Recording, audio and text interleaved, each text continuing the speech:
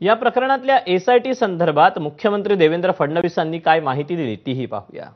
आपण असा निर्णय केलेला आहे की वरिष्ठ दर्जाच्या आयपीएस महिला अधिकारी यांच्या अध्यक्षतेखाली एक एसआयटी आम्ही तयार करू आणि या एसआयटीच्या माध्यमातून या संपूर्ण जी काही गुन्हा आहे त्या गुन्ह्याची चौकशी करू।